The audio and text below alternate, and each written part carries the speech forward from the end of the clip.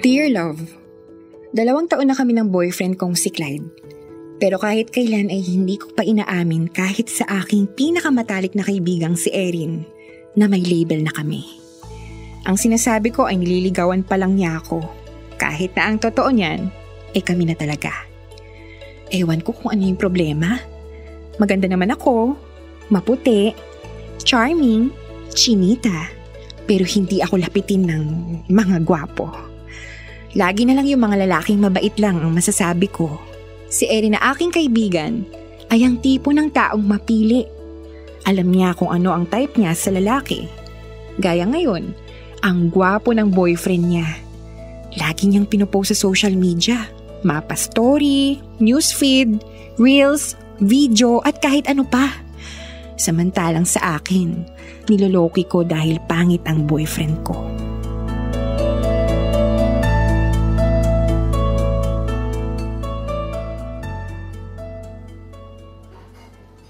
Saan itong lugar, Erin?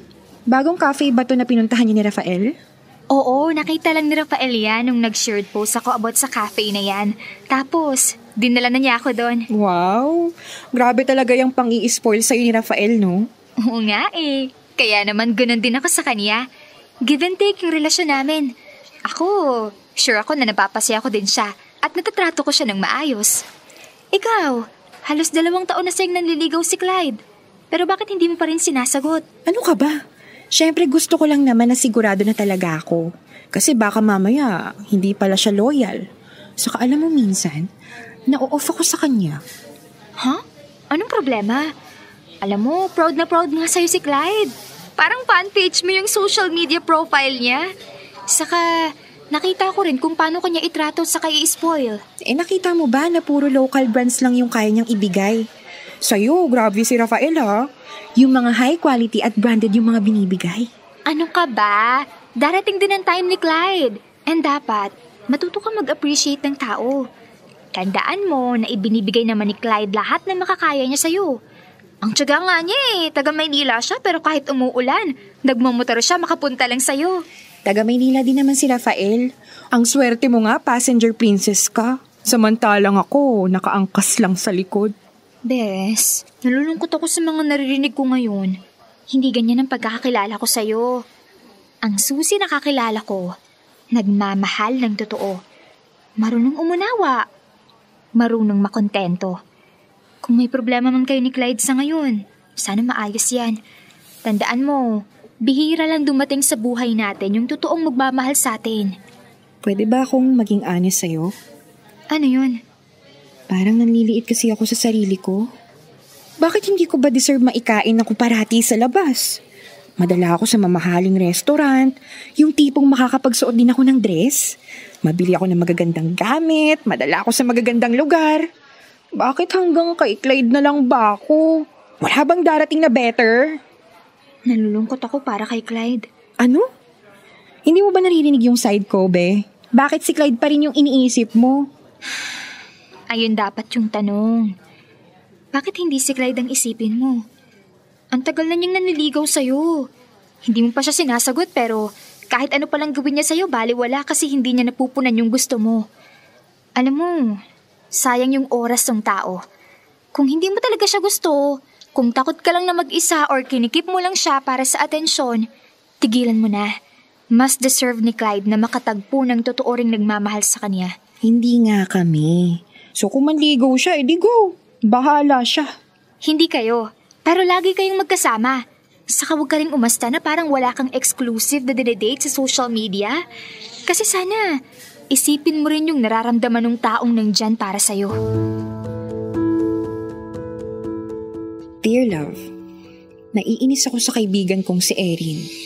Palibhasa kasi hindi naman niya nararanasan yung nararanasan ko. Palibhasa, attracted siya sa boyfriend niya.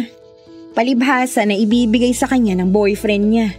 Hindi nga lang pangangailangan niya, kung hindi yung mga luho niya. Ako, nagtitiis na nga lang ako kay Clyde at talagang lagi ko siyang iha-hide.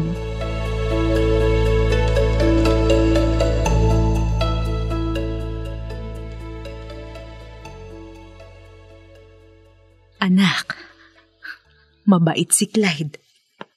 maasikaso. Nirerespeto ka, talagang seryoso sa'yo. Ay, napapansin ko lang na ang dami mong reklamo. Yung mga bagay na hindi niya kayang maibigay sa'yo. Siya lang naman yung seryoso sa akin, ma. Ay, kailan ka ba magseseryoso, anak? Akala mo hindi ko napapansing parang hindi ka na nabakante. Sana yung pagrerelasyon mo makatulong sa pag-grow mo bilang tao. At hindi yung dahil lang gusto mong may nagpaparamdam sa yung gusto ka. Ginagawa mong damit ang pakikipagrelasyon, anak. Na kapag ayaw mo na at may kapalit na, ay papalitan mo na lang basta. Anak, pinalaki kita para maging matapang at mapagmahal. Hindi lang sa iyong sarili, kung hindi maging sa iyong kapwa. Ay 29 anyos ka na. Kaya naman mag-isip-isip kang mabuti kung anong gusto mong gawin sa buhay mo. Dear love, tama si mama.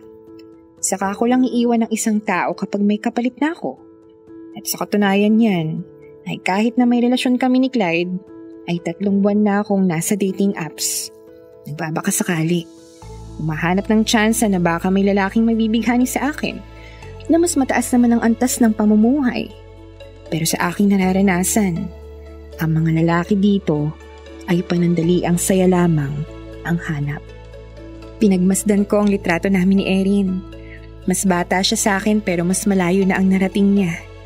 Siya pa itong ulila na sa mga magulang pero siya pa ang mas malakas ang loob kesa sa akin.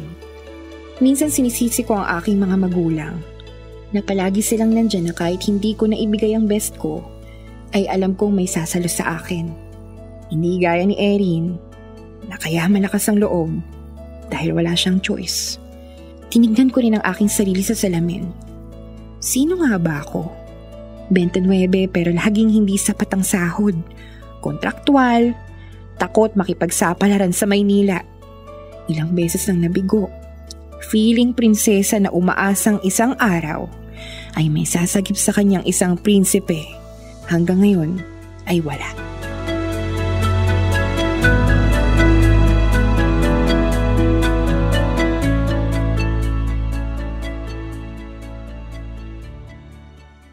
Babe, National Boyfriend's Day ngayon ah. Nakita ko si Erin na nag-post na siya. Pinost niya yung boyfriend niya. Ako, kailan mo ko ipopost? Gusto ko sana na ma-post kahit sa story mo lang. Ano bang pauso yan? National Boyfriend's Day? O sige. Baka hindi mo lang din gusto na makisakay sa mga trend ngayon. Ay, andito ka naman lagi sa bahay. Kailangan pa ba na i-post kita? Babe, 2 taon na tayo pero pakiramdam ko parang yung relasyon natin tayong 2 lang at mga magulang mo nakakaalam. Kahit nga mga kaibigan ko niloloko na ako eh. Sinasabi na simp daw ako sa'yo. Saka nakita ko din na umaangat na yung mga followings mo sa social media page mo. Masaya ako para dun. Pero bakit hinahayaan mo lang na puro lalaki ang nagko-comment sa'yo tapos nire-replyan mo sila isa-isa? Para kasing nakakawalang respeto yun sa akin. Kailangan ko kasing magmukhang single. Gusto kong magkaroon ng maraming followers, no? Nag-try lang naman ako na mag-post ng mga dance steps ko. Sayang naman yung talent ko. Hindi ko naman alam na magbo-boom yun. Hindi ka naman artista. Saka wala ka namang management. Ang tagal na kasi natin pero hindi mo talaga ako pinopost. Niloloki mo lang ako. Kahit na lagi naman kitang pinupuntahan dito. Saka kahit kailan nga nire-respeto ko yung desisyon mo na walang kiss sa lips, walang cuddle, walang... Kung nire-respeto mo pala, bakit mo ipinapamukha sa akin yan? Di ba ang sabi ko, no intimacy before marriage? Yan ang rule ko, remember? Alam ko, pero sana naman, hindi mo isama sa rule yung pagtatago mo sa akin. Alam mo, kesa isipin mo yung mga ganyan, bakit hindi mo kaya isipin na maghanap ka ng bago mong trabaho? Di ba ang sabi mo sa akin, ayaw mo na ng ganyan lang ang sinasahod mo? Sabi mo, maghahanap ka ng bagong opportunity pero ano, nandoon ka pa rin. Naghahanap naman ako, babe. wala pa lang din dumarating na opportunity. Sigurado ka? Oo. Saka, hindi ko kinakalimutan yung pangako ko sa'yo na bibigyan kita ng magandang buhay. At talagang nasa puso ko yun. Ang gusto ko lang ay tiwala at suporta mo. Mahal na mahal kita, Suzy.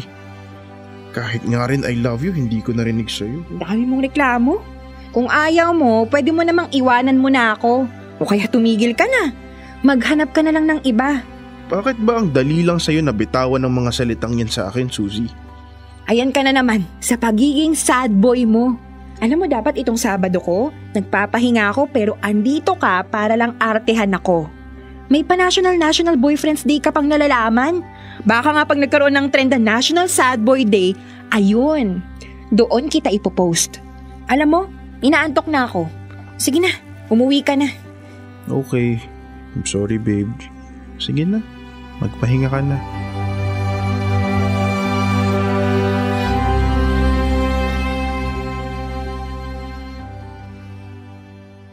Dear love, oo, inaamin ko na napakasama ko.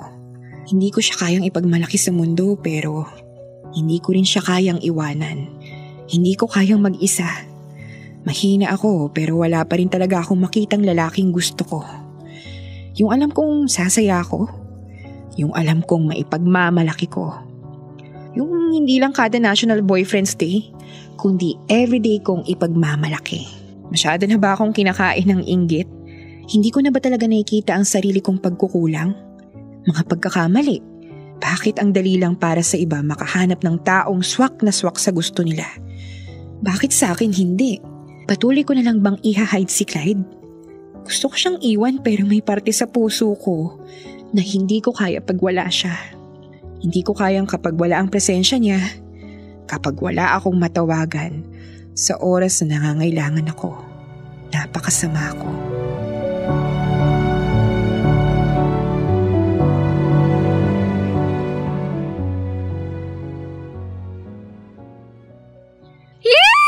Masaya ako na nakadalaw ka rin sa akin.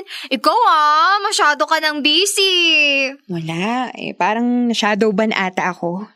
Wala akong views at new followers itong mga nakaraang araw. Huwag kang tumigil. Mag-post ka pa rin araw-araw.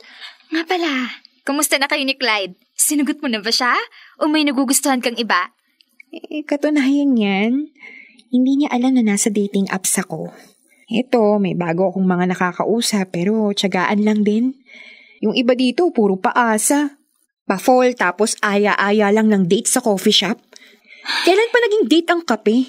Ay, hindi ata ako agree dyan sa ginagawa mo. I think hindi okay na nasa dating apps ka while dating exclusively with Clyde for 2 years. Uulitin ko ulit for many times. Kung hindi mo talaga gusto si Clyde, pakawalan mo siya. Kung sabihin mo sa akin na ayaw niyang sumuko, gumawa ka ng paraan para sukuan ka niya. Alam mo, ang dami mong sinasabi. Kung gusto mo, kayo na lang. Mukhang ikaw ata ang may gusto kay Clyde. Susie? Palibhasa, ikaw. Masaya ka. Masaya ka sa karir mo. Masaya ka sa boyfriend mo. Masaya ka sa buhay mo kaya akala mo kung sino ka. Hindi to about sa akin, Susie. Tungkol to sa'yo. Kung hindi ka naman pala masaya, huwag mong idamay yung ibang tao. Huwag mong saktan yung taong walang ginawa kung hindi intindihin at mahalin ka ng totoo. Alam mo, ang simple lang ng solusyon. Kung hindi ka masaya at kung hindi mo gusto, iwanan mo. Tapos. Madali lang kasing sabihin sa'yo. Alam mo, sana ma-realize mo na ikaw ang mali dito, Susie. Sabagay, wala ka namang gustong pakinggan kung hindi ang sarili mo.